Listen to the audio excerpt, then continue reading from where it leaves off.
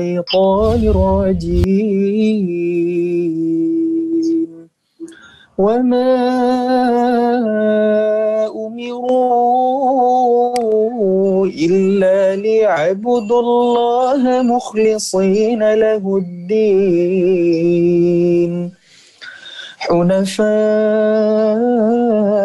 ويقيموا الصلاة ويؤتوا الزكاة وذلك دين القيمة.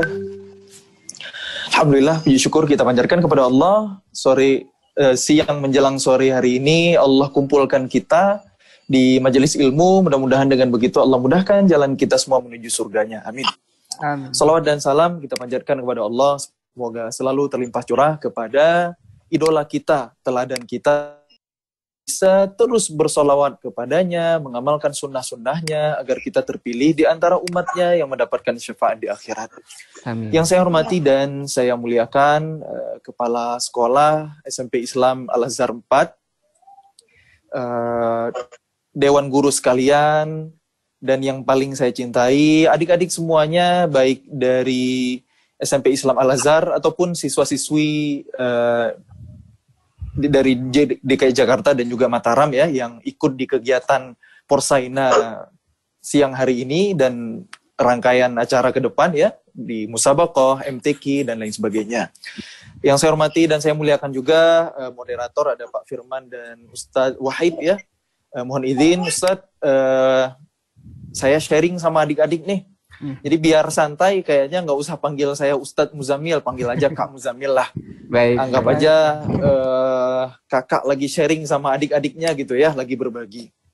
Baik, ngomong-ngomong soal bacaan Quran, tadi udah disebutkan sama Ustadz, bacaan yang murattal ya, bacaan tartil. Adik-adik udah paham belum apa itu bacaan atau cara ngaji yang murattal, apa itu istilah tartil? Allah Subhanahu wa taala berfirman dalam Quran surah Al-Muzammil ayat 4. Nah, ini nama surahnya sama dengan nama Kak Muzammil ya. Al-Muzammil ayat 4. Allah berfirman, A'udzubillahi minasyaitonirrajim. Warattilil Qur'ana tartila. Dan bacalah Al-Quran secara tartil. Ini perintah Allah kepada Rasulullah dan berlaku juga buat kita semua. Jadi kita memang diperintahkan oleh Allah untuk membaca Al-Quran secara tartil. Nah, sekarang pertanyaannya, gimana bacaan yang tartil? Tartil itu apa? Nah, kalau kita buka mushaf, di terjemahan Al-Quran, kita akan menemukan bahwa tartil itu diartikan sebagai apa? Coba buka. Biar cepat Kak Muzamil kasih tahu ya, diartikan di mushaf yang bisa kita buka ini, diartikan tartil itu sebagai perlahan-lahan. Dan bacalah Al-Quran secara perlahan-lahan. Nah, adik-adik, kalau kita mau memahami Al-Quran, nggak cukup hanya dengan bermodalkan terjemah. Karena kalau kita hanya mengandalkan terjemah, saking luasnya makna Al-Quran, saking lengkapnya bahasa Al-Quran, saking luar biasanya bahasa Arab yang Allah tunjuk sebagai bahasa Al-Quran, sehingga bahasa manapun di muka bumi nggak cukup untuk menampung luasnya dan dalamnya makna Al-Quran. Jadi kalau kita cuma pakai terjemah aja, kita bisa saja keliru dalam memahami Al-Quran. Tapi nggak apa-apa lah daripada nggak sama sekali. Daripada kita ngaji-ngaji doang, kita nggak pernah tahu pesannya apa, karena Quran baru menjadi petunjuk ketika kita pahami. Kita baca Quran, pahalanya jelas. Rahmat Allah turun, pahala setiap hurufnya 10 kebaikan itu jelas. Masih terbata-bata, masih belajar aja dikali 2 pahalanya. Apalagi kalau kita bisa memahaminya. Dan untuk memahami Al-Quran, nggak cukup hanya terjemah. Kita harus mendengarkan penjelasan ulama yang ahli tafsir, para mufassir. Kita harus membuka kitab tafsir yang lebih lengkap, yang lebih luas pembahasannya daripada sekedar terjemah. Terbukti salah satunya ketika kita ingin memahami apa itu tartil. Kalau kita hanya memahami dari terjemah saja dan bacalah Al-Quran secara perlahan-lahan. Oh, kalau begitu saya ngaji Bismillahirrahmanirrahim. Saya udah ngaji perlahan-lahan nih, berarti ini udah tartil. Nah, ini belum tentu bisa disebut tartil, teman-teman. Kenapa? Karena tartil itu luas maknanya. ada beberapa kriteria bacaan Al-Quran yang disebut sebagai bacaan yang tartil. Apa saja itu? Yang pertama, menerapkan ilmu tajwid. Sebagaimana penjelasan sahabat Rasulullah SAW, yaitu Imam Ali bin Abi Thalib radhiyallahu an.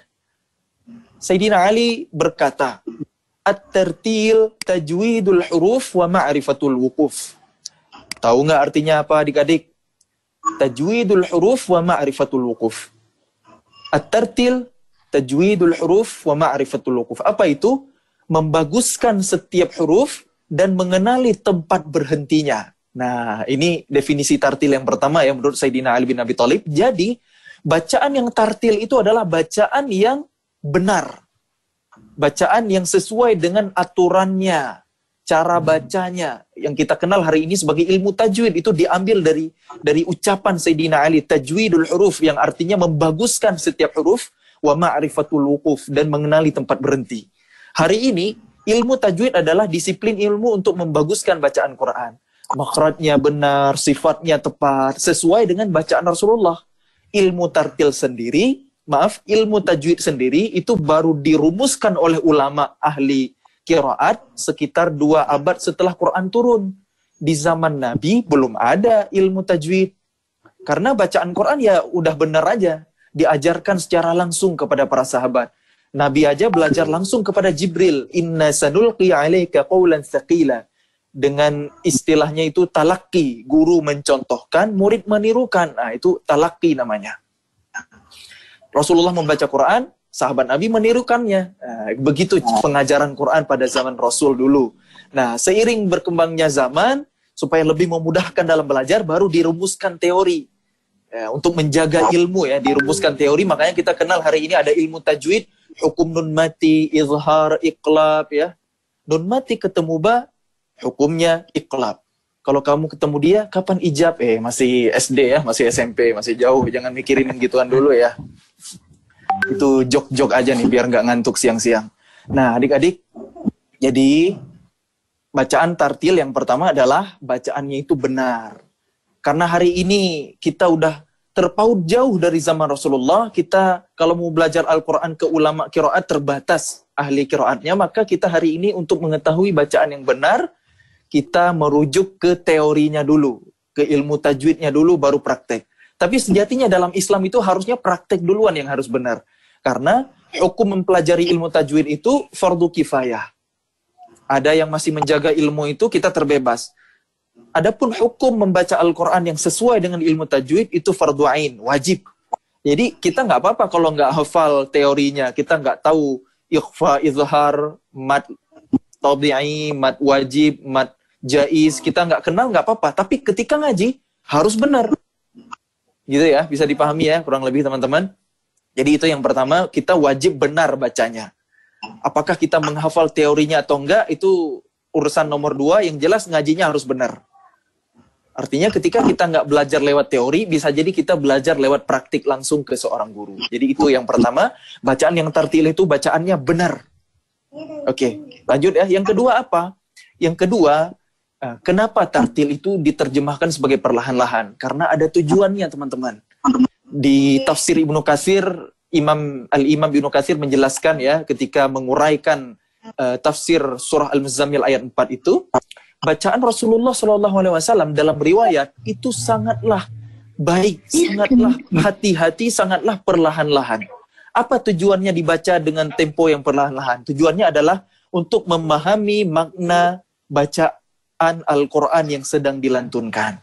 Jadi bukan nggak ada tujuan, bukan sekedar temponya yang lambat, tapi resapi pesannya, pahami maknanya. Itu tujuan kedua dari bacaan yang tartil. Karena kalau ngomong-ngomong soal tempo bacaan, nanti dibagi-bagi lagi. Ada at-tahqiq. At-tahqiq ini lambat banget. Hak itu artinya benar. Saking ingin menjaga bacaannya supaya benar, makanya lambat sifat bacaannya. Ini tempo yang pertama. Bacaan yang tahqiq ini sering kita sebut dengan istilah mujawwad ya, kalau di Indonesia ya. Kalau mujawwad di kita kan bacanya lambat sekali. Yang diperhatikan lebih ke iramanya, padahal seharusnya ke tajwidnya, ke kebenaran bacaannya. Hari ini kan bacaan yang mujawwad, bacaan yang menerapkan tajwid atau bacaan yang tahqiq itu sering kita dengar begini. A'udzu billahi minasyaitonir rajim. Bismillahirrahmanirrahim. Nah, yang bacaan yang lambat-lambat begini, ini temponya tempo tahqiq. Atau kalau kita di Indonesia menyebutnya mujawad. Teman-teman nggak usah pusing, nggak usah bingung kalau ada banyak istilah ya. Ini untuk khazanah pemahaman kita aja ya. Saya percepat kalau gitu. Nanti ada tempo yang kedua adalah at-tadwir. Ini pertengahan ya, sedang bacaannya.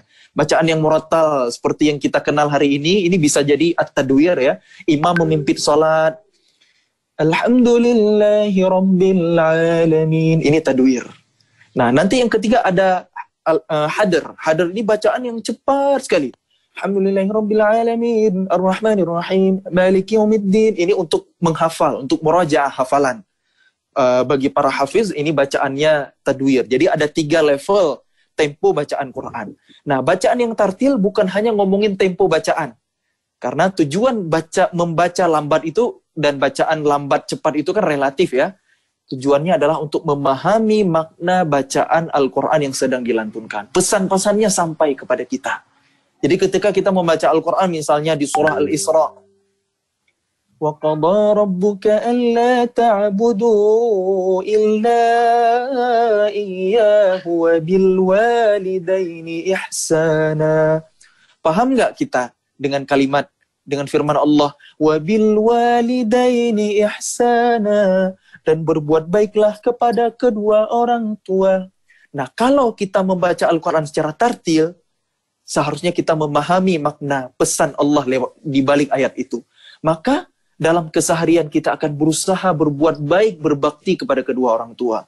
Nah, itulah bacaan Al-Quran yang tartil, bukan hanya lantunan, bukan hanya di lisan, tapi sampai ke pemahaman, turun ke hati menumbuhkan iman, dan iman itu menggerakkan fisik kita untuk mengamalkan ayat itu, sehingga ketika kita tahu satu ayat, kita akan mengamalkannya dalam kehidupan. Sudah mendengar ayat itu, maka mulai saat itu juga tidak akan pernah mau mengecewakan orang tua lagi.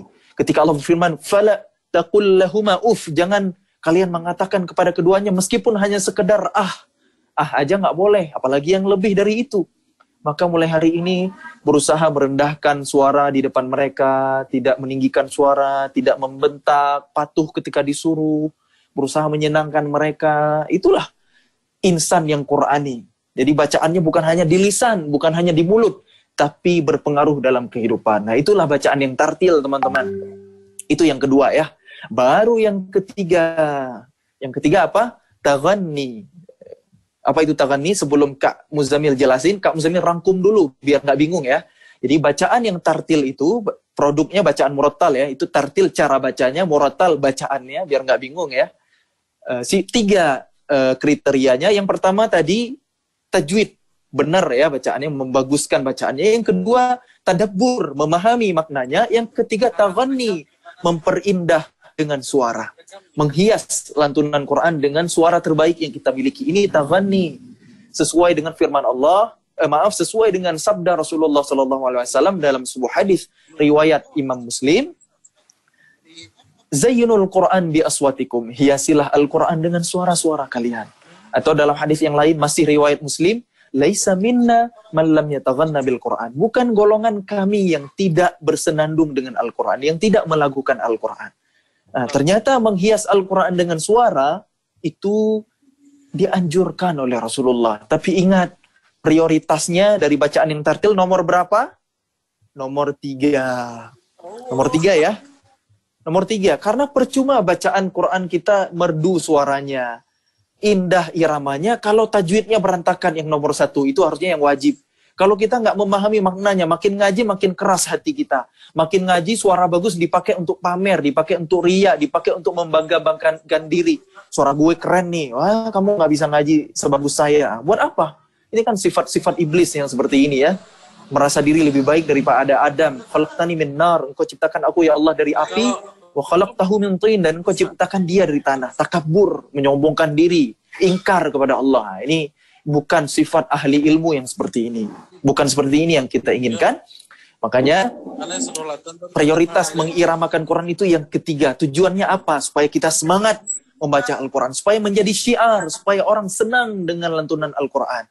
Ingat, ketika kita membaca Al-Quran dengan indah, bukan agar orang senang kepada kita, tapi agar orang yang mendengarkan senang kepada ayat-ayat Allah yang sedang kita lantunkan. Nah, ini kembali lagi ke hati, kembali lagi ke niat. Jadi ingat bacaan yang tartil ya, 3 hal, tajwid, tadabbur, dan taghanni. Bacaannya benar, maknanya sampai ke hati, dan lantunannya indah dengan suara terbaik. Nah, jadi jangan sampai salah prioritas. Nah, percuma kalau kita ngaji suaranya indah, kalau tajwidnya berantakan. Alhamdulillahi Rabbil Alamin. Itu nggak jadi indah, karena bacaannya salah. Buat apa indah kalau salah? Nanti maknanya berubah, nanti pesannya tidak sampai, dan Allah tidak meridhoinya. Nah, setelah adik-adik tahu apa itu tartil ya, dengan 3 unsur tadi, yang pertama tajwid, yang kedua tadabbur, yang ketiga taghanni. Nah, baru sekarang Kak Muzamil mau membahas tentang taghanni yang nomor 3 ini. Supaya nanti jangan adik-adik itu salah fokus. Fokus taghanni doang, tajwidnya lupa. Fokus taghanni doang, tadabbur, memahami maknanya lupa. Nah, makanya Kak Muzamil kasih muqaddimah dulu, kasih introduction dulu, kasih pembukaan dulu ya. Nah, sekarang kita baru belajar taghanni, baru belajar menghias Al-Quran dengan suara terbaik yang kita miliki. Ngomong-ngomong soal menghias Al-Quran dengan suara, ulama-ulama qiraat sepakat ada beberapa jenis irama yang boleh kita gunakan ketika kita membaca Al-Quran. Karena nggak boleh loh sembarangan irama kita pakai untuk ngaji. Masa lagu dangdut, lagu pop, lagu rock gitu langsung dipindahin iramanya ke Quran, ini la yajuz kata ulama, nggak boleh, tidak diperkenankan. Jadi ada beberapa jenis-jenis irama, maqam atau langgam ya, ketika kita membaca Al-Quran yang diiktiraf, yang diizinkan oleh ulama qiraat, diterapkan ke dalam Al-Quran karena sesuai dengan ruhnya Al-Quran. Ya, jadi secara umum bacaan Al-Quran yang baik itu adalah kata Abdullah bin Abbas ya. Abdullah bin Abbas ini adalah sahabat Nabi yang paling ahlul Quran, yang paling faham Al-Quran. Padahal ketemu Nabi itu cuma 4 tahun. Abdullah bin Abbas ini lahir ketika Nabi berusia 50 tahun. Dakwah sudah berlangsung 10 tahun. 3 tahun kemudian Nabi hijrah ke Madinah. Ketika Rasulullah wafat, Abdullah bin Abbas baru berusia 13 tahun. Ketemu Nabi saat usia SD seperti usia adik-adik. Tapi kecerdasan Abdullah bin Abbas luar biasa. Didoakan oleh Nabi di masa kecilnya, Allahumma faqihu fid din wa 'allimhu ta'wil. Ya Allah, fahamkanlah ia dengan agama ya, dan tajamkanlah takwil gitu. Daya pikir, daya jangkau, daya pemahaman ya untuk menyelesaikan masalah-masalah gitu. Wallahu a'lam. Jadi berkah dari doa Nabi sehingga Abdullah bin Abbas ini pintar banget. Hanya ketemu Nabi 4 tahun. Tapi Abdullah bin Abbas ini adalah orang yang paling paham Al-Quran. Mana ayat yang turun di siang hari, mana yang turun di malam hari, semuanya diketahui oleh Abdullah bin Abbas. Keren banget kan ya? Adik-adik juga harusnya bisa sekeren itu. Kalau kita belajar Quran dengan benar, sesuai dengan kurikulum. Kita belajar iman dulu sebelum Quran. Kita belajar adab dulu sebelum ilmu. Kita belajar ilmu dulu sebelum amal. Jadi ada urutannya. Kalau itu kita lalui, maka hasilnya akan luar biasa. Teman-teman akan jadi pribadi-pribadi hebat yang akan mengisi ruang-ruang peradaban Islam di masa depan, insya Allah. Nah, adik-adik, Abdullah bin Abbas dalam riwayat menyampaikan, bacaan Al-Quran yang baik adalah bacaan Al-Quran yang ketika engkau mendengarkannya, engkau tahu bahwa ia takut kepada Allah. Jadi bacaan Al-Quran yang baik itu yang menghadirkan rasa takut kepada Allah. Sehingga irama-irama yang mampu menghadirkan rasa takut itu adalah irama-irama yang hazan, yang sedih. Makanya kebanyakan maqam-maqam Al-Quran itu bernuansa sedih. Bernuansa sedih. Ada yang bernuansa gembira, ada beberapa, tapi dominannya adalah sedih. Hazan. Nah, ngomong-ngomong soal irama Quran, yang dominannya sedih, ada juga yang senang, yang bahagia, nanti tergantung peruntukannya untuk apa ya. Ada apa saja iramanya. Nah, secara singkat Kak Muzamil kenalkan ke adik-adik ya. Karena kalau mau belajar seluruhnya butuh waktu, butuh proses. Nggak mungkin satu pertemuan teman-teman bisa paham, bisa menguasai semuanya. Itu mustahil. Sunnatullahnya ada proses ya. Ada butuh waktu untuk belajar. Dan kunci ilmu itu adalah sabar. Kak Muzamil kenalkan secara singkat dengan satu lafaz basmalah saja ya. Yang pertama irama kurdi namanya, maqam kurd. Bismillahirrahmanirrahim. Ini irama kurdi namanya. Nanti ada irama nahawan. Bismillahirrahmanirrahim. Yang ketiga irama ajam atau jiharkah. Bismillahirrahmanirrahim. Ada Hijaz. Bismillahirrahmanirrahim. Ada Bayati. Bismillahirrahmanirrahim. Ada Saba. Bismillahirrahmanirrahim. Ada Sika. Bismillahirrahmanirrahim. Ada Rast. Bismillahirrahmanirrahim. 8 semuanya yang paling populer. Nah, kira-kira adik-adik biasanya kalau ngaji, kalau baca Quran, suka pakai irama yang mana? Ada nggak dari salah satu yang Kak Muzamil contohin barusan? Harusnya ada ya. Nggak mungkin ngaji nggak berirama itu nggak mungkin. Nggak mungkin ngaji cuma gini. A'udzubillahi minasyaitonirrajim. Bismillahirrahmanirrahim. Flat banget gitu ya. Datar. Kaku banget ya. Kayak kanebo kering gitu ya. Nggak ada tuh kayak begitu. Minimal pasti ada ayunannya. A'udzubillahi minasyaitonirrajim. Bismillahirrahmanirrahim. Ini irama ras. Na na na na na na na na. Itu tangga nadanya, rumus iramanya. Ini irama ras. Nanti ada yang ngaji begini. A'udzu billahi minasyaitonir rajim. Bismillahirrahmanirrahim. Ini Bayati. A'udzu billahi minasyaitonir rajim. Ada yang Kurdi ya.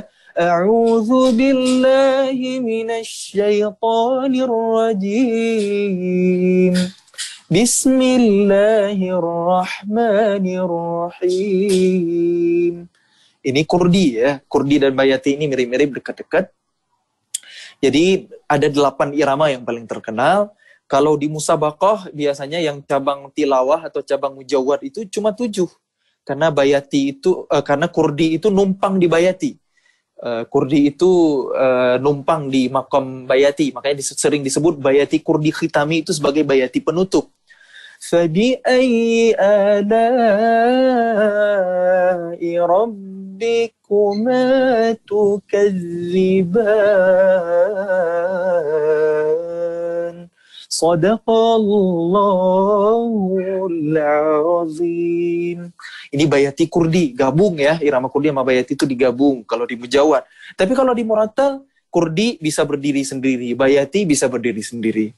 Nah, ngomong-ngomong soal yang kasus-kasus seperti ini ke pendalaman biasanya ya. Kalau yang umum-umum, langsung aja praktek deh. Karena Islam ini agama praktek bukan teori ya. Sepanjang kali lebar kali tinggi jadi volume ya, Kak Muzamil ngomong, kalau sebatas teori nggak akan efek ke teman-teman. Harus praktik. Karena Islam ini agama praktik awalnya, teori belakangan. Bacaan Quran praktik, talaki itu praktik. Guru nyontohin, murid menirukan. Sahabat baca, Rasulullah membaca, sahabat menirukan. Begitu Quran awalnya diajarkan. Teori, praktik. Sebelum teori tajwid muncul abad kedua setelah Quran turun. Salat misalnya, Rasulullah bersabda, "Shallu kama ra'aitumuni usalli." Salatlah kalian sebagaimana kalian melihat aku salat. Enggak ada tuh rukun salat ada 13 perkaranya, enggak ada tuh di zaman Nabi begitu, enggak. Tapi langsung praktek, dilihat langsung diikuti. Sama juga berwudu misalnya. Abu Bakar mengajarkan suatu kaum berwudu, ambilkan saya air, langsung berwudu Abu Bakar As-Siddiq radhiyallahu anhu. Setelah selesai, beginilah dulu Rasulullah berwudu. baru kemudian teori muncul. Nah, jadi sepanjang kali lebar, sepanjang apapun teori Kak Muzammil omongin, nggak akan berefek apa-apa, teman-teman bisa lupa lagi kalau kita nggak praktek. Jadi langsung aja kita praktek ya adik-adik, kita pilih salah satu irama nih.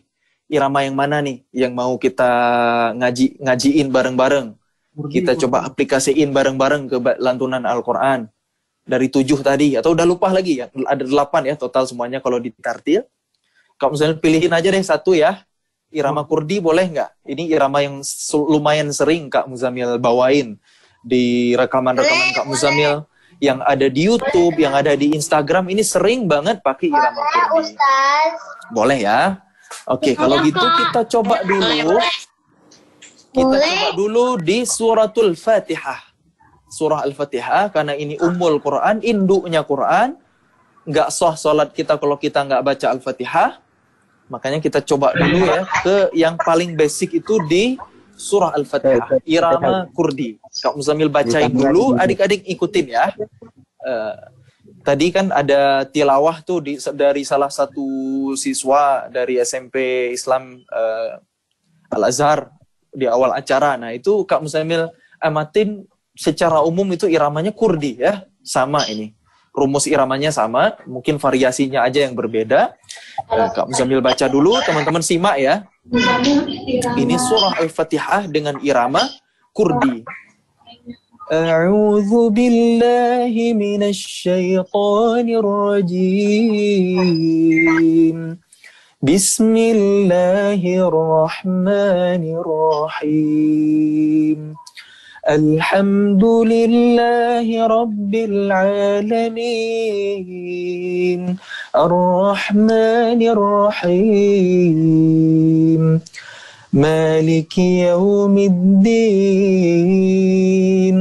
Iyyaka na'budu wa iyyaka nasta'in اهدنا الصراط المستقيم صراط الذين أنعمت عليهم غير المغضوب عليهم ولا الضالين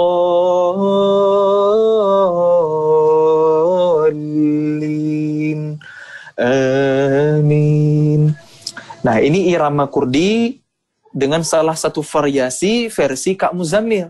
Karena irama itu bisa luas sekali. Variasinya itu bisa banyak sekali tak terhingga. Alhamdulillahi Rabbil Alamin.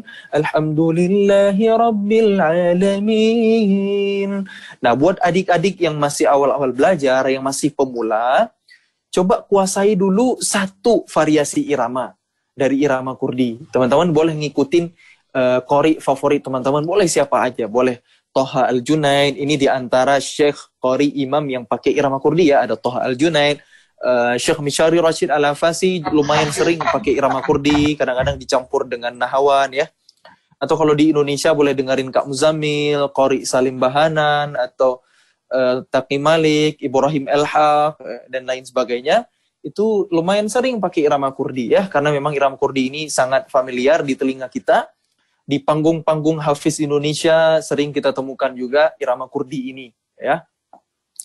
Nah, irama Kurdi terdiri dari tangga nada atau rumus irama, kalau dibagi 8 tangga nada itu seperti ini.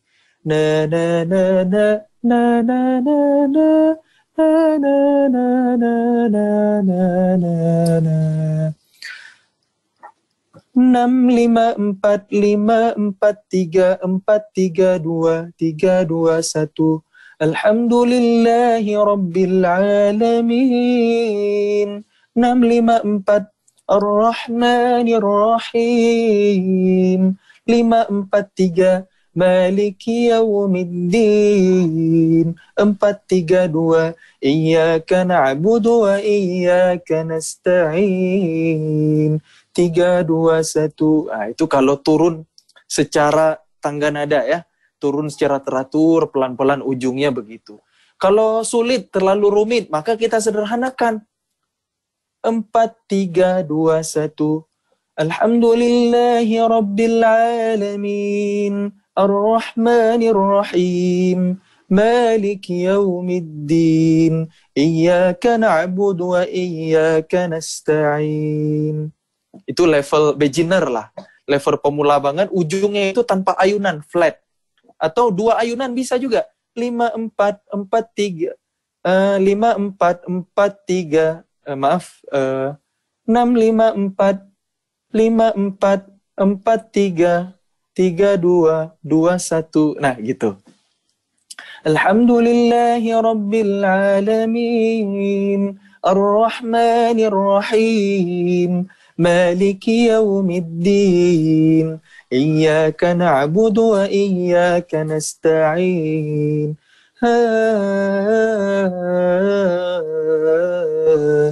Jadi biar familiar dengan irama kurdi ini, senandungnya ya.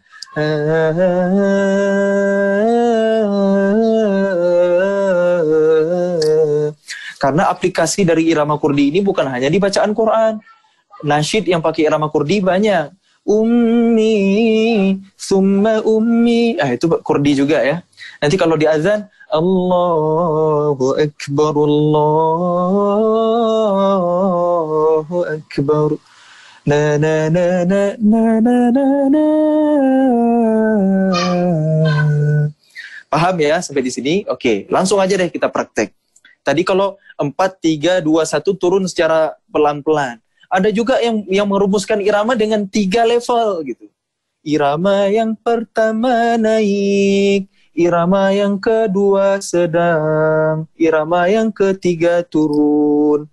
Cuma kadang-kadang agak-agak, kalau Kak Muslimin sendiri ini ya bolehlah untuk pemula ya. Kadang-kadang nggak jelas juga naiknya semana, sedangnya semana, turunnya semana. Padahal kalau kita bagi itu secara tangga nadanya itu nanti sedangnya bisa di 3, bisa di 2, bisa di 4, kalau naik bisa di 5, 6, 7, bebas ya. Contoh misalnya Alhamdulillahi Rabbil Alamin, Ar-Rahmanir Rahim, Maliki Yawmiddin. Itu dibagi 3. Kalau dibagi 4, kayak Kak Muzamil contohin tadi gitu. Kalau dibagi 2, tanya jawab. Alhamdulillahi Rabbil Alamin, Ar-Rahmanir Rahim, Maliki Yawmiddin, Iyyaka na'budu wa iyyaka nasta'in. Tanya jawab. Jadi polanya bisa 2, bisa 3, bisa 4, bebas banget. Bisa enggak turun-turun iramanya. Bisa banget. Alhamdulillahi Rabbil Alamin, Ar-Rahmanir Rahim. Makin naik. Maliki Yawmiddin. Enggak turun dulu. Iyyaka na'budu wa iyyaka nasta'in. Irama minor gitu ya. Kerasa lebih sedih. Ihdinas siratal mustaqim. Naik lagi. Siratal ladzina an'amta alaihim, ghairil maghdubi alaihim waladdallin. Baru turun. Nah, ketika turun ke tangga nada paling rendah, ke tangga nada 1, itu karakter iramanya selesai. Closing, gitu. Kayak selesai ngajinya. Kalau imam biasanya di akhir ayat banget sebelum ruku' itu begitu iramanya. Seperti Syekh Abdurrahman Al-Ausi misalnya, Fasabbih bismi rabbikal azim. 4, 3, 2, 1. Fasabbih bismi rabbikal azim. Allahu Akbar. Sebelum rukuk imamnya. Kan nggak lucu ya. Fasabbih bismi rabbikal azim. Allahu Akbar. Aneh aja gitu ya. Nah, jadi memang taghani ini ranah seni, teman-teman. Butuh rasa. Kita butuh menjiwai, kita butuh meresapi. Apalagi kalau kita mengaji sambil kita memahami arti. Tentu iramanya akan sesuai dengan makna ayat yang sedang kita lantunkan. Kalau ayatnya lagi ngeri nih, lagi ngomongin neraka, lagi ngomongin azab, maka iramanya bisa kita tinggikan. Atau karakter iramanya, variasinya bisa kita pilih yang nuansanya sedih. Nah, itu luar biasa. Makanya nggak jarang kan ketika kita menyimak lantunan imam-imam syekh dari Timur Tengah, terkadang sampai pada ayat tertentu bisa menangis, bisa meneteskan air mata, bahkan itu dalam sholat. Nggak bisa melanjutkan lagi bacaan ke ayat atau ke lafaz berikutnya. Kenapa? Karena takut kepada Allah. Karena saking menjiwainya. Nah, inilah bacaan yang tartil. Bacaan yang tartil itu kombinasi dari 3 hal. Tajwid, tadabbur ya, dan taghanni. Jadi bacaannya benar, memahami arti, dan menghias Al-Quran dengan suara. Nah, ngomong-ngomong soal suara ini relatif. Tapi bagaimanapun kondisi suara kita, mungkin buat yang cowok ya, usia SMP mulai puber, mulai suaranya berubah. Jadi ngebas gitu ya, jadi berat suaranya. Alhamdulillahi Rabbil Alamin. Seperti tadi, Kori yang di awal acara tadi kan agak-agak ngebas gitu karakter suaranya. Asalkan iramanya tepat, enak aja didengarin. Kalau suara cewek misalnya kan agak tinggi. Alhamdulillahi Rabbil Alamin. Nah, itu karakter suara cewek tinggi gitu. Jadi semuanya indah asalkan kita bawakan dengan pas, dengan irama yang enak. Misalnya salah satunya maqam kurdi. Nah, coba sekarang kita ngaji bareng ya. Kak Muzamil baca, teman-teman ngikutin. Tapi biar kondusif, teman-teman nggak perlu unmute mic-nya ya, nggak perlu unmute mic-nya, biar nggak masuk suaranya nanti jadi saut-sautan dan jadi kurang efektif juga ya. Teman-teman cukup di mute, di silent aja, dicoret aja mikrofonnya ya, dimerahin, nggak apa-apa. Tapi teman-teman keluarin suaranya di rumah masing-masing, di depan handphone masing-masing, keluarin suaranya, tapi nggak perlu masuk ke dalam mic-nya ya. Paham ya kira-kira? Jadi Kak Muzamil contohin, adik-adik ngikutin. Karena inti dari belajar adalah praktek. Sepanjang apapun teori, nggak akan berefek ke teman-teman kalau teman-teman nggak coba, nggak praktek, nggak action ya. Oke, siap adik-adik? Dimulai dari ta'awudz. Karena ketika membaca Al-Quran yang wajib adalah ta'awudz. Fa'idha qara'tal Quran fasta'iz billahi minasyaitonir rajim. Jangan lupa baca ta'awudz. Kita berlindung kepada Allah dari godaan syaitan yang dirajam, yang dihukum sama Allah. Kalau basmalah di awal surah, bahkan ada surah yang nggak ada basmalah seperti surah Baro'ah, surah At-Taubah. Ada surah yang double basmalah seperti An-Naml. Nah, yang wajib adalah ta'awudz. Maka kita awali dengan lafaz ta'awudz. Kak Muzamil praktekkan, adik-adik menirukan. Oke ya? 1, 2, 3. A'udzu billahi minasyaitonir rajim. Ini salah satu variasi, ikutin aja ya. Kak Muzamil ulangin. A'udzu billahi minasyaitonir rajim. 1, 2, 3. Di rumah masing-masing. A'udzu billahi minasyaitonir rajim. Oke, sekarang lanjutannya. Bismillahirrahmanirrahim. Sekali lagi. Bismillahirrahmanirrahim. 1, 2, 3. Bismillahirrahmanirrahim. Ta'awuz dan basmalah ini polanya adalah tanya dan jawab. 1, 2 ya, polanya A, B. Cuma ada 2. Naik, langsung turun, langsung closing, langsung ditutup. Nah, sekarang kita gabung ya. Bareng-bareng. A'udzu billahi minasyaitonir rajim. Bismillahirrahmanirrahim. Gitu. Yang pertama agak menggantung, yang kedua turun sampai ke nada paling bawah. Sekali lagi. A'udzu billahi minasyaitonir rajim. Atau kalau mau simple, a'udzu billahi minasyaitonir rajim. Ujungnya polos. Bismillahirrahmanirrahim. Polos banget ya. Silakan pilih karena ujung untuk variasi itu bebas banget ayunannya.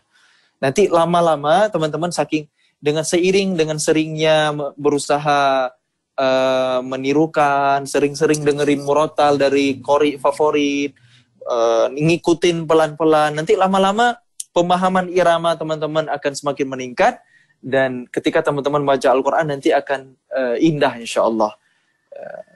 Banyak-banyak jam terbang. Apalagi buat teman-teman yang fokus untuk menghafal Quran. Jadi kalau buat Kak Muzamil sih mengiramakan Quran ini cita-cita kecil ya. Jangan sampai teman-teman tujuan akhirnya hanya sekedar bisa membaca Al-Quran berirama. Padahal irama ini hanya penyempurna, hanya pelengkap. Tadi dari prioritas kita kan nomor 3 ya. Pertama tajwidnya dulu, yang kedua tadabbur, yang ketiga taghani kan. Baca benar, pahami arti, baru hias dengan irama. Itu nomor 3. Nah, kalau kita punya cita-cita besar, misalnya menghafal Quran, memahami Quran, ini kan sampai 30 juz ini kan cita-cita besar. Nah, ketika kita meraih cita-cita yang besar ini, maka cita-cita yang kecil itu akan terlampaui, akan terlewati dengan sendirinya. Bukankah ketika kita berusaha menghafal Quran 30 juz, maka kita akan terus membaca Al-Quran siang dan malam. Maka kita terus akan menghafalnya setiap hari, memurajaahnya setiap saat. Nah, karena kita sering berinteraksi dengan Quran, itulah latihan kita. Itulah training kita. Lama-lama bacaan Quran kita akan indah, akan lemes, akan indah dengan sendirinya. Sebagaimana kalau adik-adik mungkin mengamati ada hafiz Quran jadi imam, itu bacaannya minimal enak lah. Bacaannya itu santai banget. Nggak terbebani dengan lantunan Qurannya. Kenapa? Karena jam terbangnya tinggi. Saking seringnya dia mengaji, saking seringnya dia menghafal, murajaah, berinteraksi dengan Quran, sehingga bacaan Qurannya itu jadi terasa nikmat, jadi terasa indah, bukan lagi sebagai sebuah beban. Kalau kita masih belajar kan, beban. Quran itu awalnya berat, karena ibadah itu awalnya berat, lama-lama terbiasa, ujungnya baru nikmat. Kalau maksiat awalnya nikmat, ujungnya tengah-tengahnya hambar, ujungnya menyesal. Tapi kalau ibadah berat di awal, makanya harus dipaksa. Belum terbiasa ngaji, paksain. Belum hafal, paksain ulang berkali-kali sampai hafal, baru terasa ringan dan nikmat di diri kita. Kita baru belajar membaca. Gimana sulitnya kita membaca Al-Quran dengan makhraj yang tepat. A'udzu billahi minasyaitonir rajim. Itu berat buat orang yang awal belajar. Tapi ketika sudah menguasai, karena saking seringnya mengaji, akan ringan. Alhamdulillahi rabbil alamin. Gak ada beban-bebannya. Gak ada capek-capeknya. Yang ada nikmat, adem, gitu. Syahdu, gitu. Rasanya mau ngaji terus-terusan. Nah, ini kalau kita udah edik sama Quran. Nah, gimana caranya kita sampai di titik ini? Ngaji terus. Paksain. Lama-lama kita akan nikmat, insya Allah, seiring dengan bertambahnya ilmu kita. Kita akan merasakan lezatnya bacaan Quran. Karena Quran ini memang diturunkan bukan sebagai beban. Ma anzalna 'alaikal Qur'ana litashqa. Kata Allah di Quran surah Thaha, kami tidak menurunkan Al-Quran untuk menyusahkanmu, wahai Muhammad.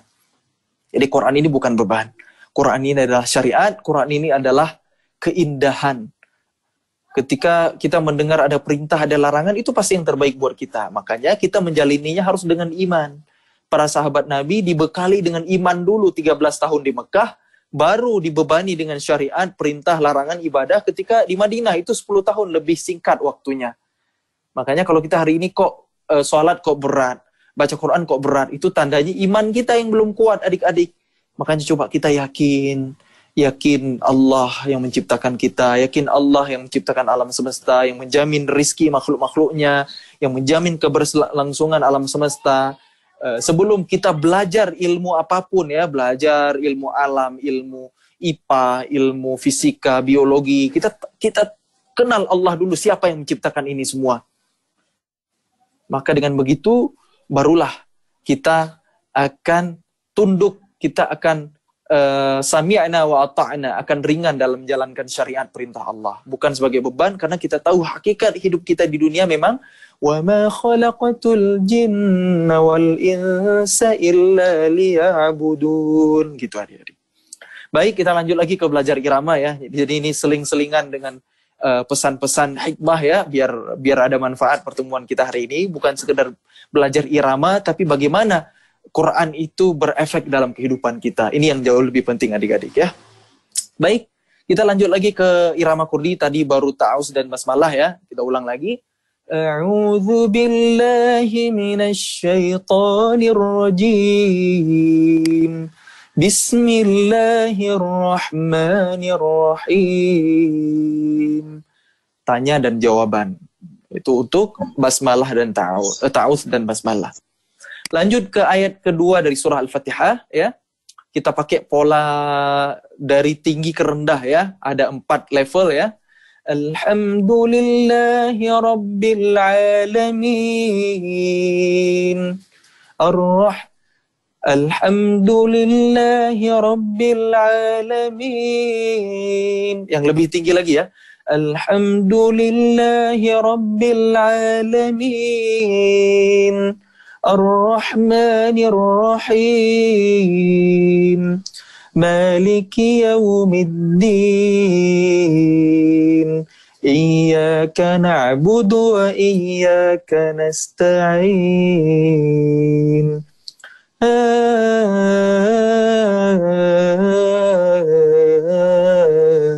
Saya ulang. Alhamdulillahi Rabbil Alamin. Ar-Rahmanir Rahim. Maliki Yawmiddin. Iyyaka na'budu wa iyyaka nasta'in. Rumus irama ini versi saya. Jadi ketika kita menguasai irama ini, kita bisa pindahin ke ayat manapun ya. Contoh, di surah Ar-Rahman yang saya lantunkan di YouTube ya. Ar-Rahman, 'allamal Qur'an, khalaqal insan, 'allamahul bayan.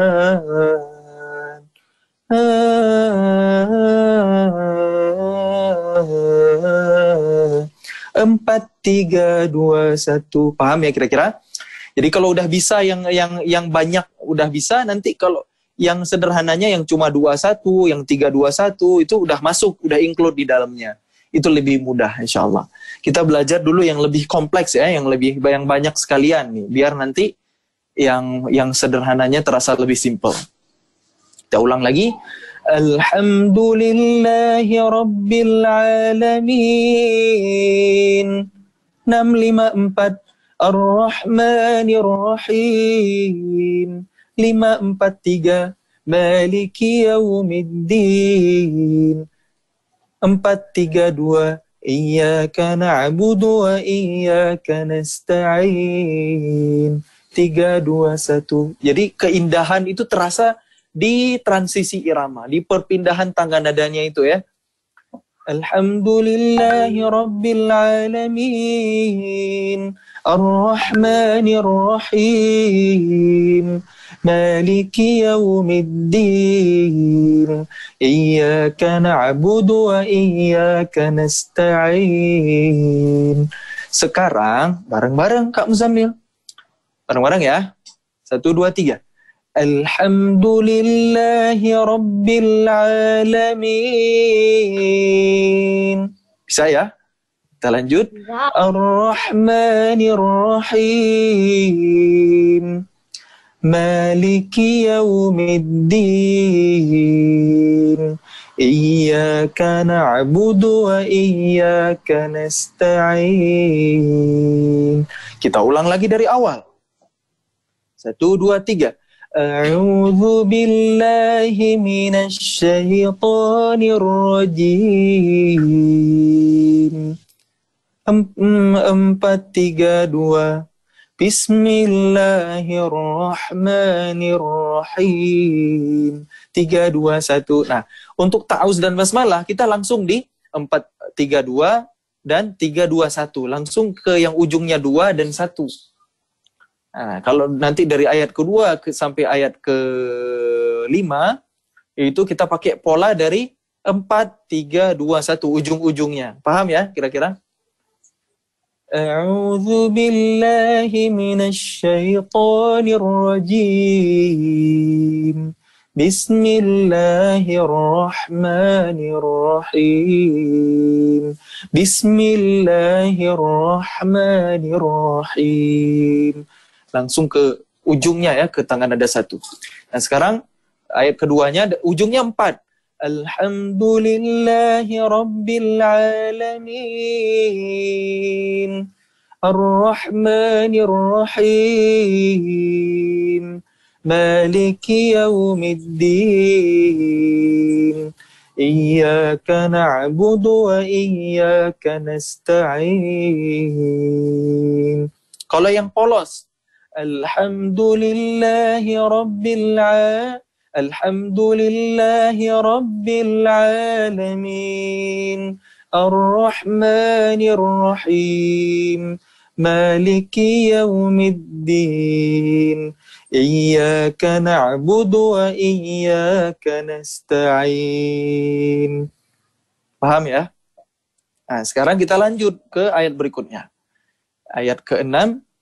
Ihdinas siratal mustaqim. Atau ini variasinya kita gabung-gabung ya biar lebih kaya, lebih variatif ya.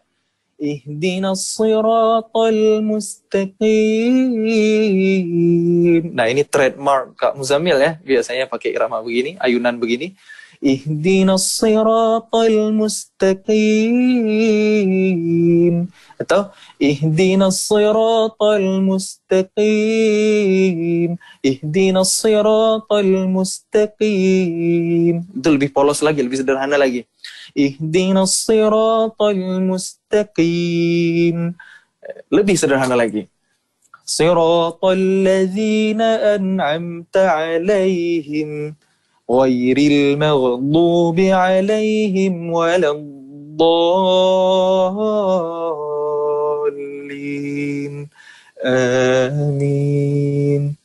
Bisa adik-adik kira-kira ikuti aja kata hati ya. Yang penting iramanya kurdi, nggak harus mirip, nggak harus persis seperti Kak Muzamil. Teman-teman bisa berkreasi tentunya dengan kaidah-kaidah dari tangga nada irama kurdi ya.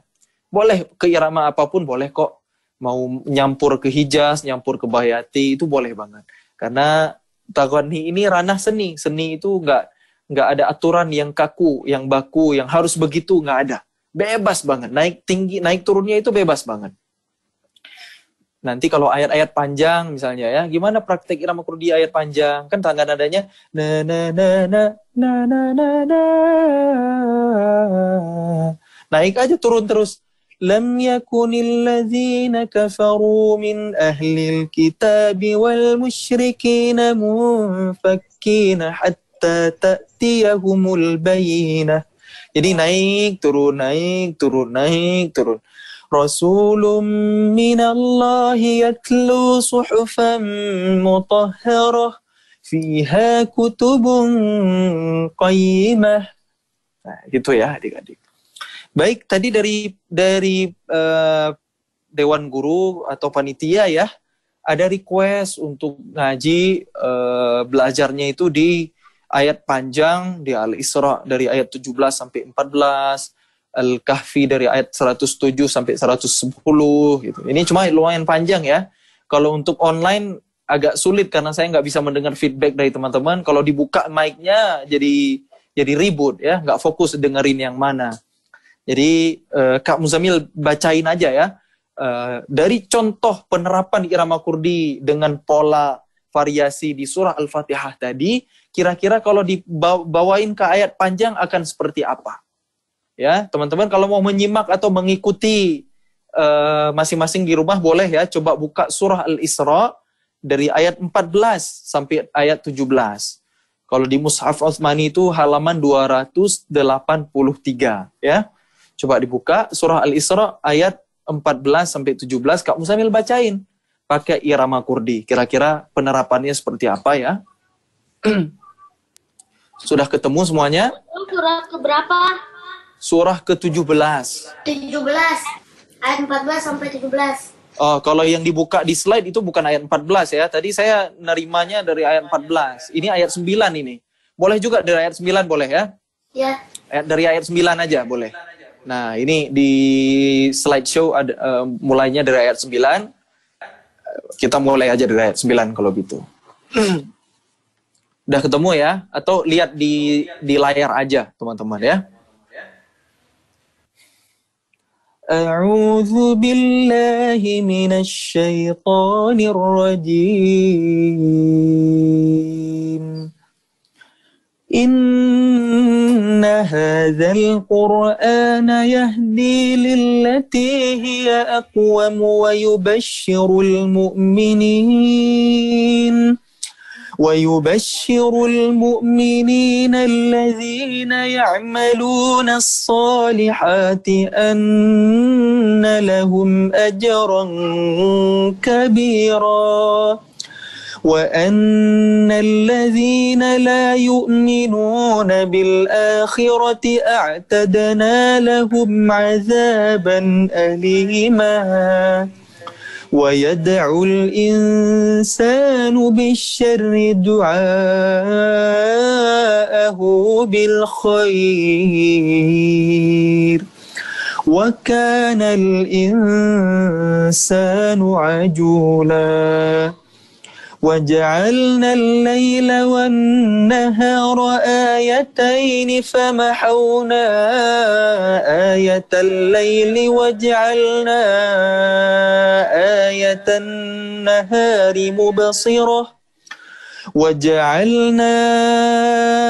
آية النهار مبصرة لتبتغوا فضلا من ربكم ولتعلموا عدد السنين والحساب وكل شيء فصلناه تفصيلا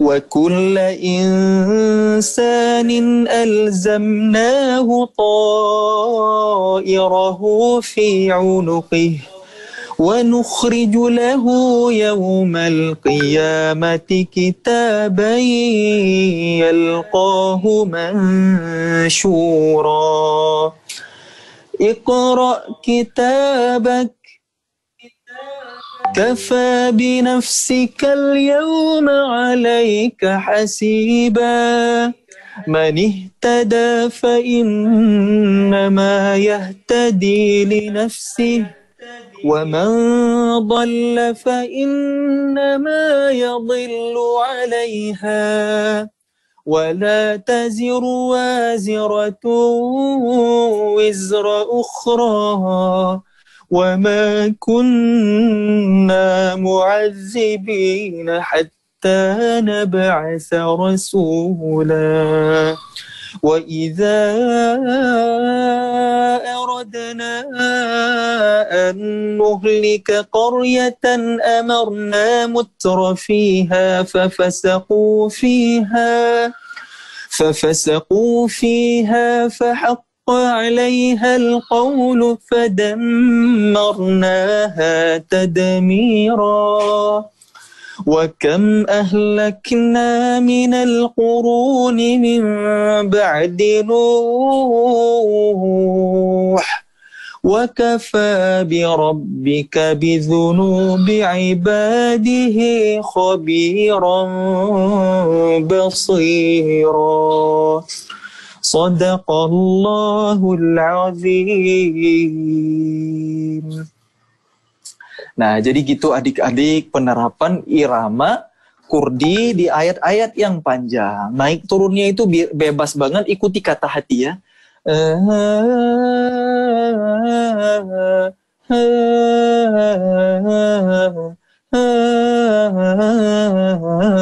Udah banyak banget variasinya, senandungnya ya.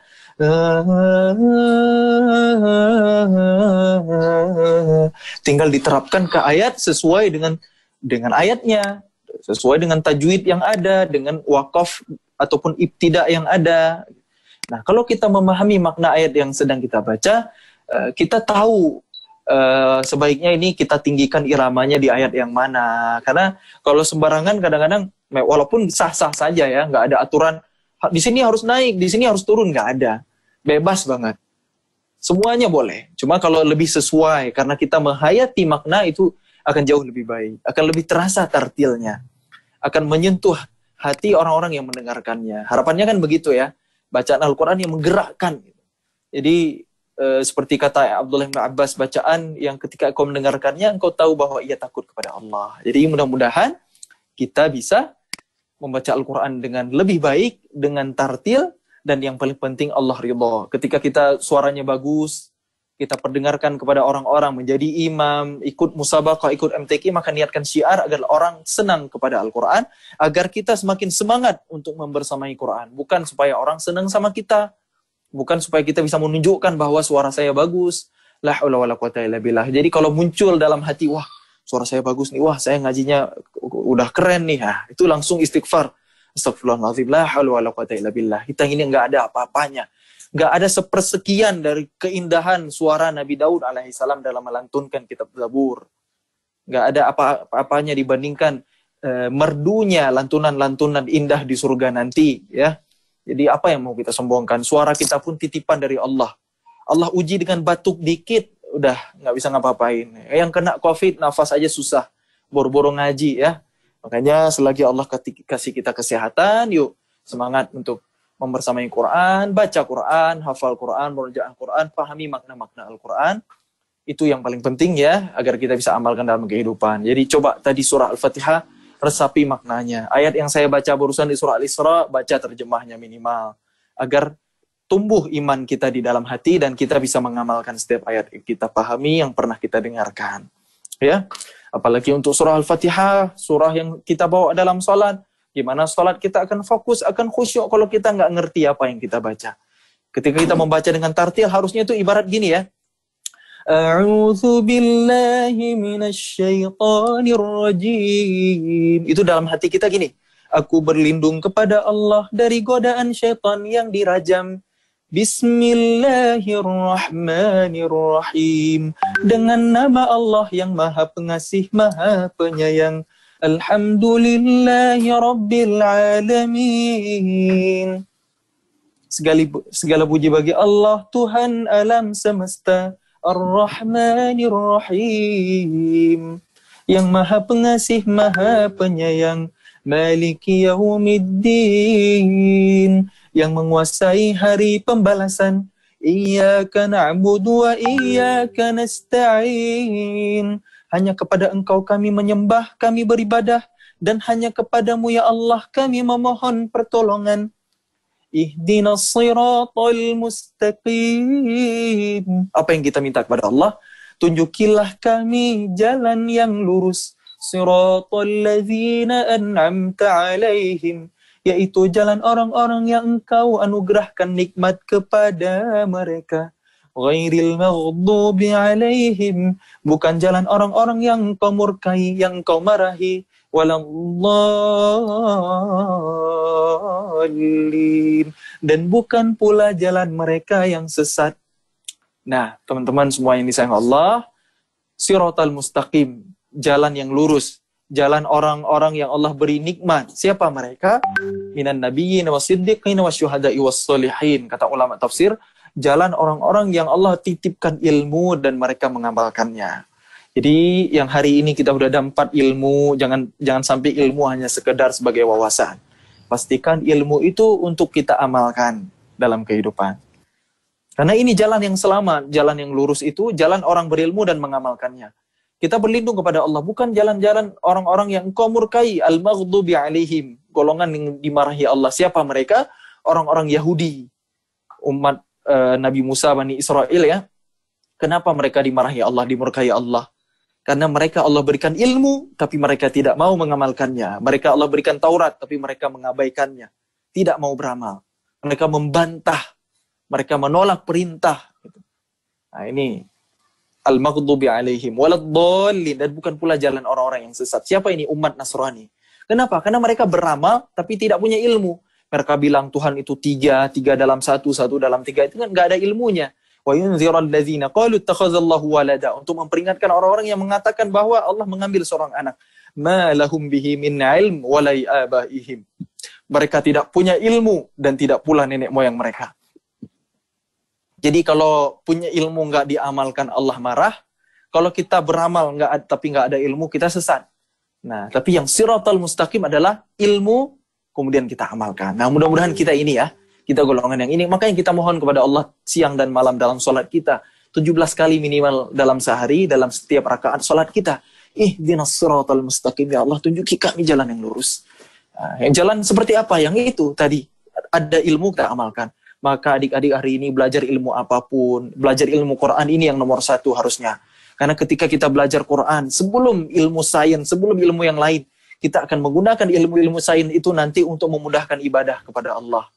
Jangan sampai kita belajar matematika, belajar fisika, belajar biologi hanya sebagai sensasi berpikir, hanya sebagai teori, hanya sekedar untuk bisa jawab ujian, hanya untuk naik kelas, hanya untuk dapat ijazah, hanya untuk bisa lanjut kuliah, hanya untuk bisa mendapatkan pekerjaan, hanya untuk bisa mendapat penghasilan, dapat gaji. Ilmu untuk materi, ilmu untuk uang semata, itu jauh dari keberkahan. Tapi ilmu hakikatnya adalah innama yakhsyallaha min ibadihil ulama. Sesungguhnya hamba-hamba Allah yang takut kepada Allah adalah mereka ahli ilmu. Ilmu itu untuk menghadirkan rasa takut, sehingga ilmu kita gunakan untuk menghamba, untuk beribadah kepada Allah. Iqra bismi rabbikal ladzi khalaq, di surah yang pertama turun. Iqra, bacalah, ini awal dari ilmu. Kunci ilmu itu salah satunya membaca. Ujung surahnya adalah wasjud waqtarib, sujud kepada Allah. Menghamba kepada Allah, beribadah kepada Allah. Maka ilmu untuk memudahkan ibadah. Makanya ilmuwan-ilmuwan Islam dulu hebat-hebat. Mereka kembangkan ilmu yang Allah titipkan dari Al-Quran menjadi ilmu-ilmu yang lain. Dikembangkan matematika, ada Al-Khawarizmi, sehingga diterapkan hari ini kan teknologi digital, pakai matematika, pakai coding, pakai algoritma. Tanpa matematika kita nggak bisa terhubung hari ini. Karya ulama Islam Ahlul Quran. Nanti ada penemu lensa ya, penemu kamera itu bukan dari barat, bukan orang Eropa, tapi ilmuwan Islam, namanya Ibnu Haitham, orang yang meneliti tentang fisika optik, bagaimana terjadi pembiasan, bagaimana anatomi mata manusia, mana pupil, mana retina, mana badan bening, bagaimana prinsip kerjanya, itu karya ilmuwan Islam Ibnu Haitham. Kamera hari ini masih kita gunakan. Cuma hari ini dikuburkan oleh sejarah adik-adik. Kita nggak diajarkan karena memang sudah ada upaya secara sistematis untuk menjauhkan generasi Islam dari sejarah kebesarannya. Kalau kita mengetahui sejarah kebesaran agama kita, itu bahaya bagi musuh-musuh Islam, maka itu berpeluang kita untuk membangkitkan kembali kejayaan Islam itu. Di zaman di mana orang-orang itu mempelajari Quran, mempelajari bahasa Arab, ya, memahami agamanya sebelum mempelajari ilmu-ilmu yang lain.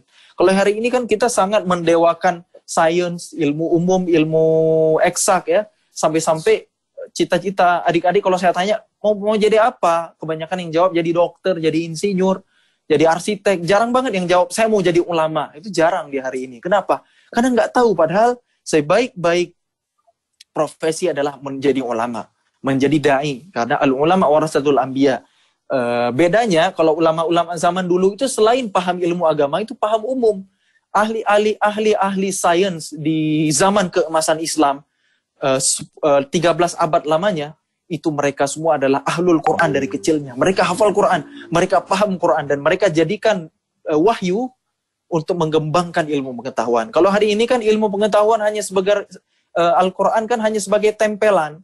Ada firman Allah tentang teori alam semesta. Oh, itu sesuai dengan firman Allah di surah sekian, ayat sekian, ditempelin. Harusnya kita sebagai muslimin yakin bahwa firman Allah itu benar, la raiba fih, nggak ada keraguan di dalamnya.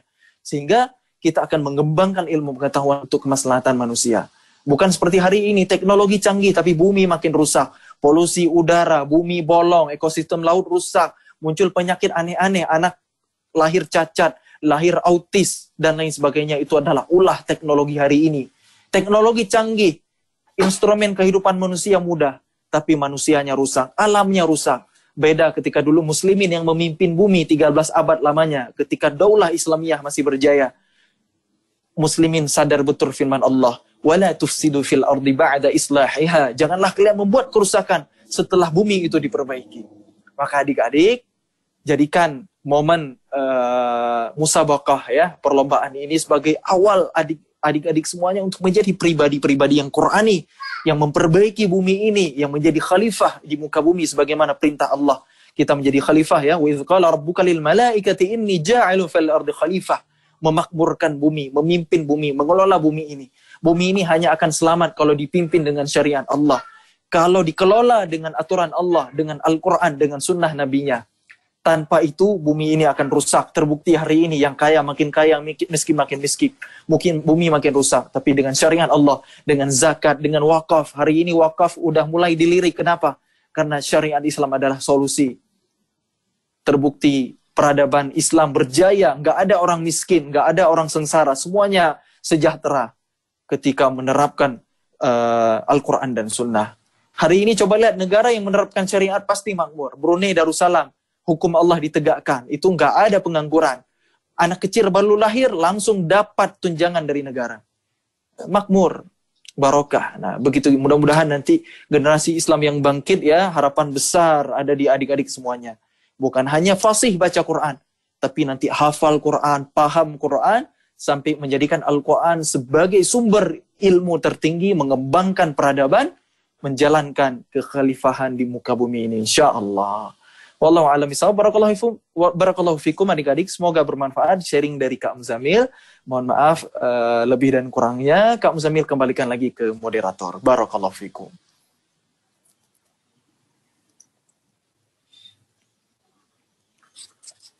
Kak Muzamil yang alhamdulillah telah menyampaikan, mengajarkan kita tentang murotal ya. Kita punya tadi disampaikan ada 3 kriteria disebut murotal. Yang pertama adalah tajwidnya harus benar dan juga kita bisa bertadabur. Kemudian yang terakhir yaitu tagoni. Nah, untuk tagoni ini kita perlu sering rajin-rajin mendengarkan murotal-murotal, kemudian juga menirukan, kemudian mempraktekkan. Ya mudah-mudahan niat kita juga menjadi dakwah atau syiar kita kepada umat ya, agar cintai Al-Quran. Baik adik-adik semuanya, sebelum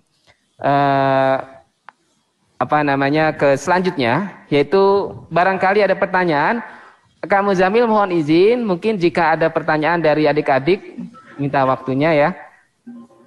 Ya, kita batasi saja, mungkin maksimal 2 pertanyaan saja. Baik, ya. Assalamualaikum. Ya, yang pertama dari siapa? Ada adik-adik? Oh iya, jangan lupa yang ingin bertanya. Saya Kak. Saya Kak. Baik, jargon. Saya Kak. Saya dulu. Arjuna. 2 pertanyaan ya. Arjuna dengan siapa? Arjuna Davi. Arjuna Davi dengan siapa? Ada lagi? Ayo satu lagi. Saya. Siapa? Arka. Baik, Arjuna dengan Arka. Yang pertama Arjuna Jafi. Silahkan Arjuna pertanyaannya. Assalamualaikum Kak Muzamil. Waalaikumsalam warahmatullahi wabarakatuh. Bagaimana sih cara cepat menghafal Al-Quran? Oke. Gimana cara cepat hafal Quran? Arjuna, menghafal Quran itu kebaikan ya, ibadah ya, fadilah itu luar biasa ya. Bisa ngadiahin mahkota cahaya buat orang tua, derajat surganya ditinggikan sama Allah, bisa ngasih syafaat ke sanak keluarga, luar biasa menghafal Quran itu. Karena menghafal Quran itu kebaikan, jadi kalau kita bisa cepat, alhamdulillah. Kalau ternyata kita butuh waktu yang lebih lama, nggak sama seperti teman-teman kita lebih lambat, itu juga alhamdulillah, semuanya baik. Kalau kita ngafal Qurannya cepat, itu nikmat dari Allah. Kalau kita ngafalnya lambat, itu juga anugerah dari Allah. Berarti Allah pengen kita lebih lama dengan Quran. Jadi yang paling penting itu bukan seberapa cepatnya kita hafal, tapi seberapa istiqomahnya kita dengan Quran. Karena ketika kita sudah hafal pun, kita masih harus terus mengulang-ulangnya. Allah menuntut kita untuk mengulang-ulangnya. Inna nahnu nazzalna dzikra wa inna lahu lahafizun. Sesungguhnya kamilah yang menurunkan Al-Quran dan kami pula yang menjaganya. Nama lain Al-Quran itu az-zikra, sesuatu yang diingat, yang diulang, yang dipelajari. Maka terjaganya Quran adalah dengan pengulangan. Atau kita kenal dengan murajaah. Jadi gimana cara cepat biar hafal gitu? Hafalin aja. Kalau belum hafal, ulang lagi yang banyak. Belum hafal, ulang lagi. Sudah hafal, lupa lagi, ulang lagi gitu. Jadi nggak ada cara lain ya, selain mengulang dalam jumlah yang banyak. Karena semakin banyak diulang, semakin kuat hafalannya. Kalau cara cepat barangkali anugerah dari Allah ya, daya tangkap, daya ingat setiap orang itu beda-beda. Namun ada ikhtiar-ikhtiar manusiawi memang ada. Misalnya pendengaran lebih berpengaruh daripada penglihatan. Kalau pengen cepat hafal, maka carilah tempat yang sunyi, yang tenang, yang tidak mengganggu fokus kita. Sebagaimana dalam Al-Quran lebih banyak Allah berfirman, wa huwas sami'ul basir. Allah Maha mendengar dan maha melihat. Jadi pendengaran itu lebih dulu Allah sebut daripada penglihatan ya. Wa ja'ala lakumus sam'a wal absara wal afidah. Kami menciptakan untuk kalian, menjadikan untuk kalian pendengaran, penglihatan dan hati. Di banyak ayat Allah lebih dulu menyebut pendengaran baru penglihatan. Itu artinya hikmahnya apa? Dalam menghafal Quran pun aspek pendengaran jauh lebih berpengaruh untuk membuat kita cepat dalam menghafal. Maka pertama, cari lingkungan yang kondusif, yang tenang, yang sunyi, makin bagus. Yang tidak mengganggu fokus kita. Kedua, keluarkan suara. Keluarkan suara yang lantang ketika menghafal ya. Amma yatasa'alun, amma yatasa'alun. Selain kita mengulang-ulang, keluarkan suara. Karena apa yang kita dengar, apa yang kita lafazkan, itu yang kita ingat. Kalau malas keluarin suara, nah itu susah nangkapnya gitu ya, karena pendengaran sangat berpengaruh itu. Kemudian kelebihan pendengaran dibandingkan penglihatan apa lagi? Bukan penglihatan nggak penting, penglihatan juga penting, tapi pendengaran jauh lebih berpengaruh. Kalau pendengaran kita bisa mendengar dari arah samping, kanan, kiri, depan, belakang, atas, bawah, semuanya bisa kita tangkap suara. Suara Al-Quran itu, suara apapun bisa kita tangkap oleh telinga. Tapi kalau mata, penglihatan, hanya sebatas yang ada di hadapan kita saja. Lebih terbatas ternyata daya jangkau penglihatan dibandingkan pendengaran. Makanya lebih luar biasa pendengaran ya, daripada penglihatan. Gitu.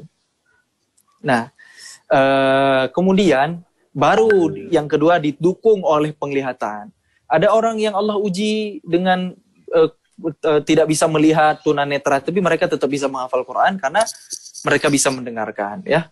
Nah, kalau penglihatan gimana? Untuk mengoptimalkan penglihatan, gunakan mushaf satu jenis, jangan diganti-ganti. Kalau adik misalnya pilih mushaf Utsmani jenis tertentu, maka terus-terusan pakai yang itu terus, karena kita juga merekam visual, kita merekam halaman Al-Quran yang sedang kita hafal itu. Lebih bagus lagi, letakkan Al-Quran ada di hadapan wajah kita. Jadi jangan di bawah ditaruh Quran tuh kayak kita nunduk, nah, itu lebih lambat lah menghafal. Kata almarhum Syekh Ali Jabir ya, juga guru kita Allahyarham pernah menyampaikan dalam salah satu ceramahnya, letakkan Al-Quran di hadapan mata. Itu akan lebih cepat untuk membuat kita hafal Quran. Sudah diteliti dan terbukti ya. Jadi makanya kalau bisa ada seperti dudukan Al-Quran yang memang di hadapan kita, itu jauh lebih baik untuk menghafal ya. Atau angkat mushafnya, jangan kekecilan juga mushafnya, kalau bisa ya ukuran A4 lah, atau A5 lah ya minimal, jadi biar kita bisa merekam visualnya. Nah, selebihnya menghafal Quran dengan memahami terjemah lafziahnya, memahami maknanya, itu juga membuat kita lebih mudah, lebih cepat dalam menghafal. Mempelajari bahasa Arab, itu kiat juga mempercepat menghafal Quran. Kalau kita menghafal Quran, hafal ayatnya nggak paham arti, ketimbang kita hafal paham arti, itu jauh lebih kuat hafalan yang kita pahami maknanya. Makanya kalau kita paham bahasa Arab, kita akan paham, oh ini ayat ini nanti lanjutannya begini, seharusnya ini begini ya, kita jadi paham. Kemudian ada ikhtiar dari segi makanan ya. Makan kismis, makan madu, itu makanan yang membuat daya ingat semakin kuat. Hindari memakan apel berwarna hijau, bukan haram ya. Sebaiknya untuk penuntut ilmu itu lebih baik dihindari, karena para ulama cenderung menghindarinya sebab bisa melemahkan ingatan. Jadi kalau lagi hafal Quran, hindarin apel yang rasa kecut ya, warna hijau, itu bisa melemahkan ingatan. Selebihnya berdoa kepada Allah, keyakinan ya, ketika Allah menjamin walaqad yassarnal qur'ana lidzikr fahal mim muddakir, 4 ayat Allah ulang ayat ini di ayat surah Al-Qamar ya, 17, 22, 32, 40. Allah jamin mudah, Quran itu mudah. Yusrun, nggak ada tapi, nggak ada kecuali. Kalau sahlun mudah tapi terbatas.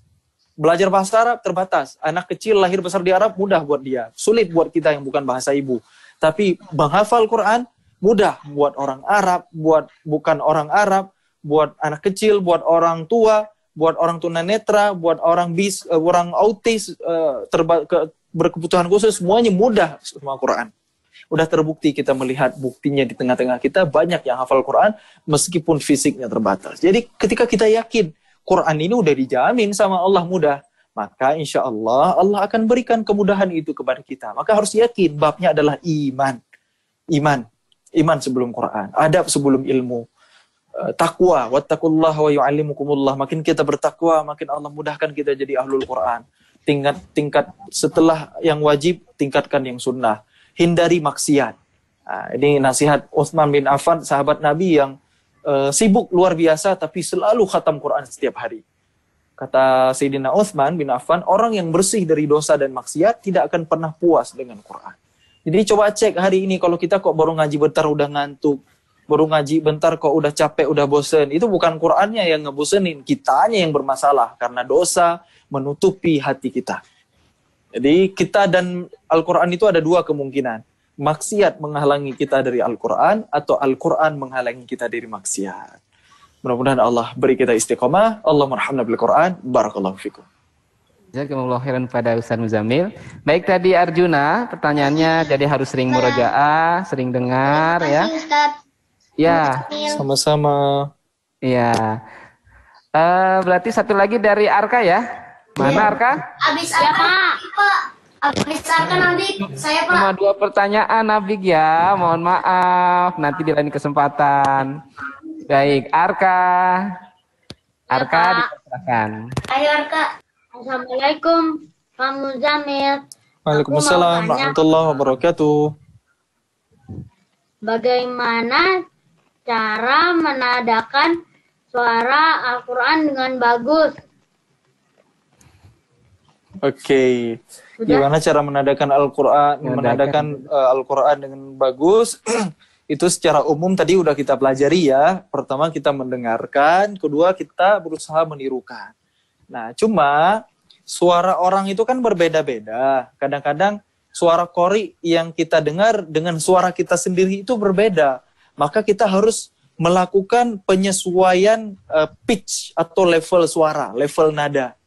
Misalnya kalau kita dengar Alhamdulillahi Rabbil Alamin, kadang-kadang buat kita itu berat segitu. Jadi kita sederhanakan dengan kita turunkan level nadanya yang nyaman di kita. Alhamdulillahi Rabbil Alamin. Jadi kita nggak terpaksa dan lebih santai, lebih bisa kita nikmati, lebih bisa kita jiwai. Nah, ketika kita memilih pitch yang sesuai dengan suara kita, maka akan lebih mudah bagi kita untuk menghayati bacaan. Kalau kita meninggikannya, nanti kita cepat capek, dan orang yang dengerin juga lelah, juga capek. Jadi itu salah satu tips bagaimana cara menadakan Al-Quran dengan baik, sesuaikan dengan warna suara kita, dengan karakter suara kita sendiri, setinggi apa nadanya, setinggi apa pitch-nya, gitu. Chord-nya itu seperti apa, gitu kurang lebih ya. Selebihnya banyak-banyak latihan, banyak-banyak mendengarkan dan mempraktekkan, sering-sering ngaji, menghafal Quran, murojaah yang banyak, lama-lama akan bagus iramanya. Karena irama itu ranah seni ya, dia terbentuk dengan natural, dengan alamiah insya Allah ya. Tetap semangat. Barakallahu fikum. Baik, jazakumullah khairan pada Ustaz Arka Muzamil. Tadi Arka sudah terjawab ya, jadi sering bermurojaah, sering dengerin dan sesuaikan suara kita dengan murotal yang kita dengar. Baik Ustaz, untuk sebelum penutup, ini ada request duet Ustaz ya, surat Al-Fatihah. Ustaz dengan guru kami di samping ini ada Ustaz Wahid, Abdurrahman Wahid. Ya baik. Gimana duetnya? Dipersilakan Ustaz Abdurrahman. Ya silakan Ustaz Abdurrahman baca aja dulu sampai ayat, terserah sampai ayat 4 atau ayat 5, nanti saya teruskan. Gitu aja ya, jangan satu ayat selang, kurang ahsan kalau satu ayat TikTok-TikTokan gitu ya. Kayak saya pernah dapat teguran dari Syekh Timur Tengah, sebaiknya baca yang utuh aja dulu, nanti kita gantian gitu aja paling ya. Tafadhol Ustaz, terserah mau surah apa aja boleh. Baik, surat Al-Kahfi aja mungkin ya. Surat ayat berapa? Surat Al-Kahfi. Ayat 107. Boleh. Ya, 104 Ustaz. 104 ya, silakan. Nanti mungkin Ustadz sampai 107, nanti sisanya saya lanjutkan gitu ya.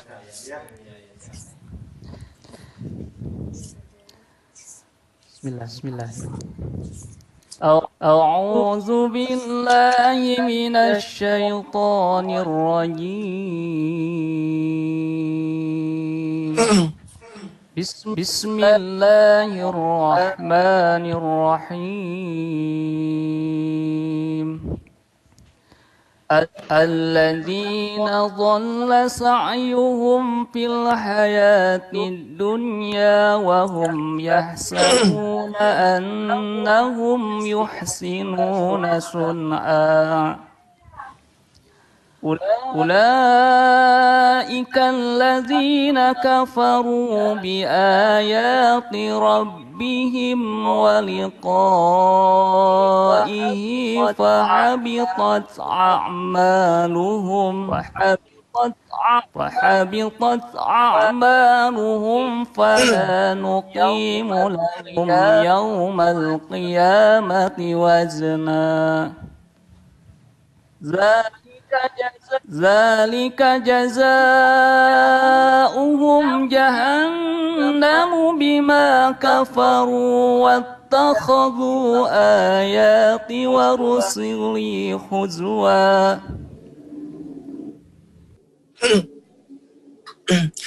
أعوذ بالله من الشيطان الرجيم. إن الذين آمنوا وعملوا الصالحات كانت لهم جنات الفردوس نزلا خالدين فيها لا يبغون عنها حولا قل لو كان البحر مدادا لكلمات ربي لنفد البحر قبل أن تنفد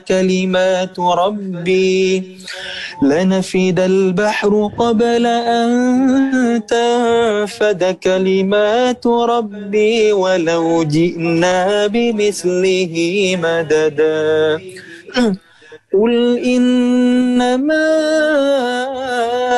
أنا بشر مثلكم يوحى إلي أنما إلهكم إله واحد فمن كان يرجو لقاء ربه فليعمل عملا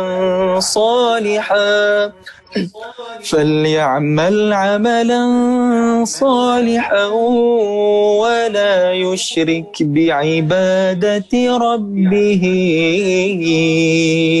أحدا صدق الله العظيم. Allah marhamna bil Quran, barakallahu fikum. Ya, Masya Allah, suara luar biasa sekali dari Ustaz Abdurrahman Wahid dengan Ustaz Muzamil Hasbala. Kami ucapkan jazakumullah khairan pada Kak Muzamil. Alhamdulillah telah menyampaikan banyak ilmu untuk kita semuanya, baik tentang murotal dan juga tentang dakwah dan semangat syiar Islam melalui Al-Quran. Ya, Masya Allah, terima kasih sekali lagi ya atas antusiasnya juga dari para peserta. Mudah-mudahan bisa mengamalkan ya, tentunya itu ilmu Al-Quran itu bisa diamalkan dalam kehidupan sehari-hari. Dan sebelum dikembalikan lagi kepada MC, mungkin barangkali ya kita beri tepuk tangan dulu yang meriah untuk guru kita semua, Kak Muzamil. Yuk semuanya tepuk tangan. Oke. Ustadz. Baik, kalau gitu saya mohon izin ada kegiatan lagi setelah ini.